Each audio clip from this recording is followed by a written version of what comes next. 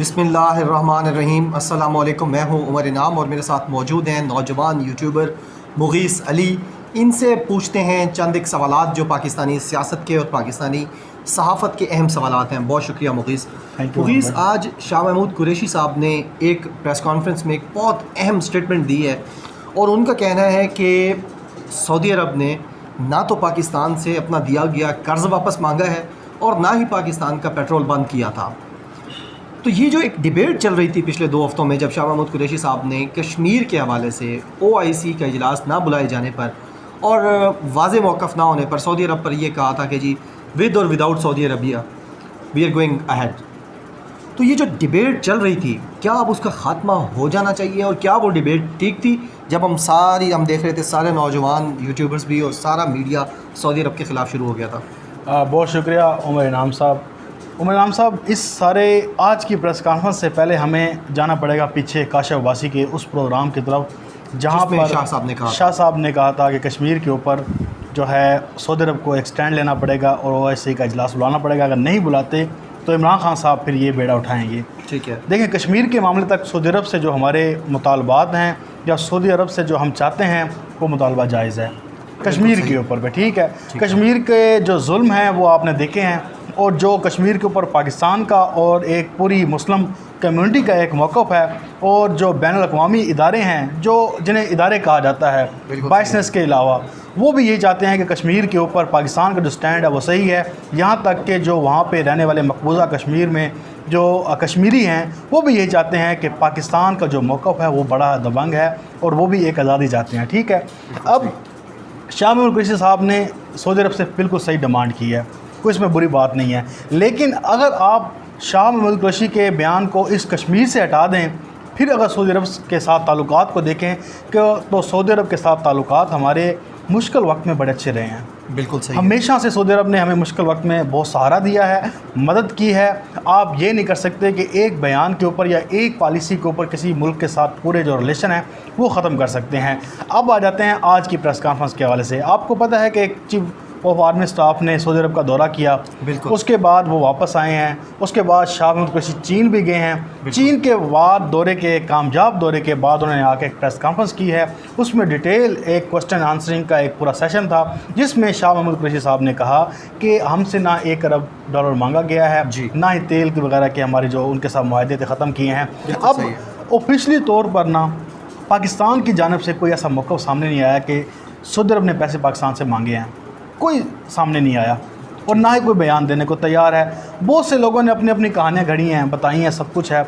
लेकिन उमर साहब, मुझे जहाँ तक शक है ना, जो मेरा दिल कहता है कि सऊदी अरब मतलब इतना वो पाकिस्तान के साथ करता उसने पैसे नहीं मांगे होंगे। मुझे शक पड़ता है, मैं इसके ऊपर वो श्योर नहीं, तो कहीं से कुछ नहीं आया, कुछ भी नहीं आया।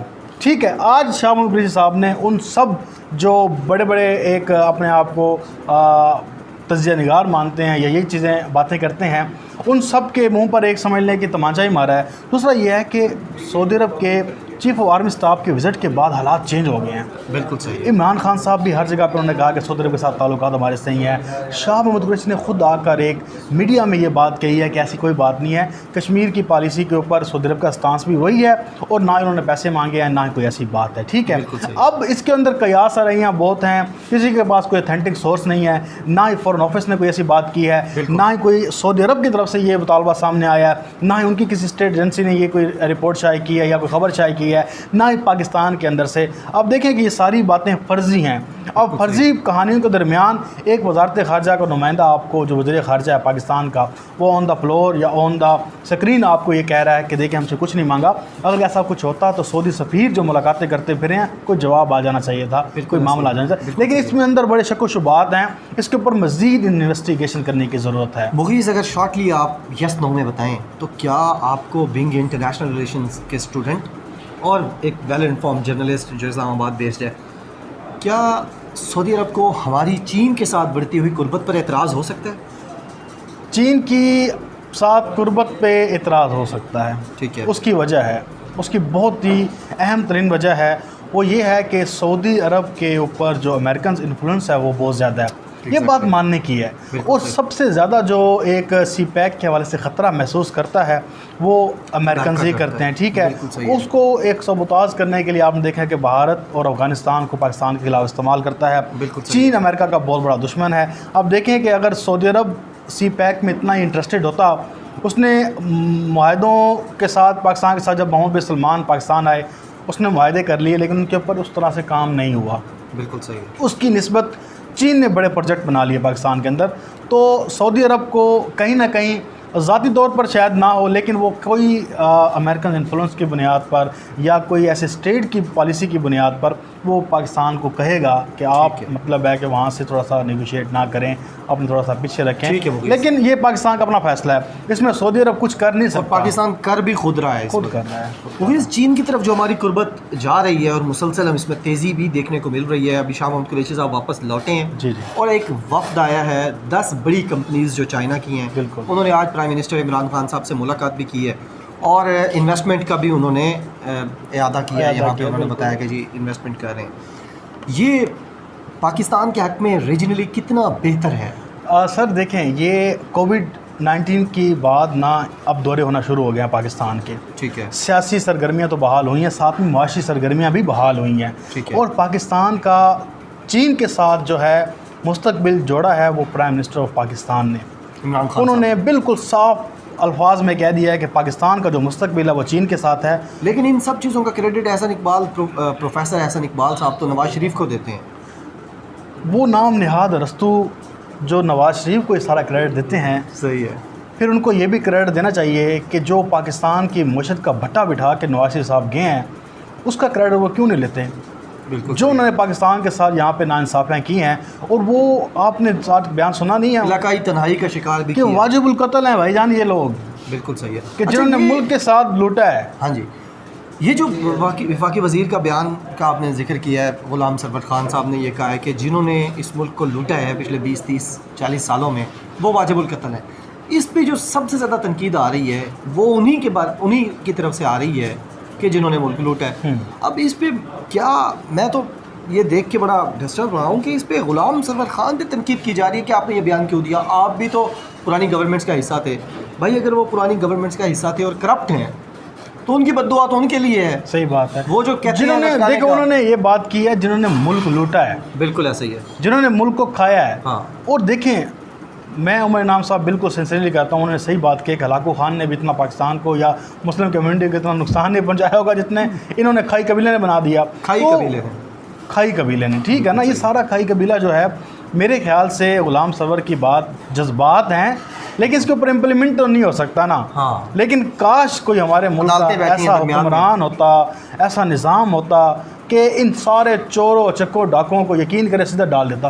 تو پھانسی ان کو دینے میں کوئی حرج نہیں ہے. یعنی جو پاکستان رکی ہوئی ہے نا, یہ بلاول بھٹو سب سے پہلے پھانسی کے خلاف جا کے بات کرتا ہے. وہ شاید اسی لیے کرتے ہیں کہ کل کو ادھر سے گھوم کے لٹکائے نہ جائیں نا, ہماری طرف نہ آ جائیں. حالانکہ کرپٹ جنہوں نے اس ملک کا مستقبل کھایا, جنہوں نے اس ملک کی پہچان کھائی, بالکل ایسے, جنہوں نے اس ملک کی روشنیاں کھا لیں, ڈکار لیں, ہضم کر لیں, بھاگ گئے یہاں سے, ان کے لیے پھانسیاں. دیکھیں اگر آپ نے کرپشن نہیں کی, بالکل ڈرنے کی پھانسی ہو یا جو بھی ہو, آپ کو ڈرنے کی ضرورت نہیں. بالکل ایسے. تو غلام سرور خان کے یہ جو بیان پہ یہ شور اس لیے ہے کہ انہوں کے جو کہتے ہیں نا کہ جنہوں نے کھادیاں گاجراں تے انہاں ڈیڈے پیر تے اے جڑی نا مطلب ہے کہ آپ نے پیر ہے نا جو انہاں دے دل وچ تے انہاں دے ڈیڈے وہ اس واسطے ہے کہ ان کو پتہ ہے کہ ہم نے کرپشن کی ہوئی ہے, انہوں نے لوٹا ہوا مال ان کے پاس. بھجن کے جو ہے نا ان کو پتہ ہے کہ اگر یہ سارا کام ہو گیا تو سب سے پہلے لٹکنا تو ہم نے ہے, اس لیے یہ بیان بازی کرتے رہتے ہیں. پھر جمہوریت کی آڑ میں اتر جاتے ہیں, پھر انسانی حقوق کی نام لے لیتے ہیں. کبھی یہ ہمیں انسانی ہمدردی بتا رہے ہوتے ہیں, کبھی یہ ہمیں اخلاقی قدریں بتا رہے ہوتے ہیں. حالانکہ آپ دیکھیں کہ اخلاقی قدریں اجاڑنے میں, ملک کو تنہا کرنے میں, ملک کو کرپشن کے دلدل میں گھسانے میں ان دو پارٹیوں کا ہی کرتا رہتا سارا ہے. عمران خان 2 سال میں آیا ہے, اس سے جواب طلبی کر رہے ہیں. 35 سالوں کا انہوں نے اپنا خود جواب دینا نہیں ہے. تو یہ منافقت ہے نا سر. بالکل صحیح ہے. مغیث بہت شکریہ, آپ نے یہ پوری یعنی سعودی عرب کے خلاف ایک کیمپین چل اٹھی تھی ان کی جو مہربانیاں تھیں مشکل وقت میں اس کو اس کو بھی نہیں ڈالنا چاہیے. دیکھیں دونوں چیزیں ہیں, دونوں چیزیں ہیں. اب عوام جذباتی نہ ہو, ظاہری بات ہے, مفادات ہوتے ہیں ریاستوں کے, اور اگر ریاستوں کے مفاد نہ ہوتے تو آرمی چیف کبھی بھی اتنا اہم ترین دورہ نہ کرتے.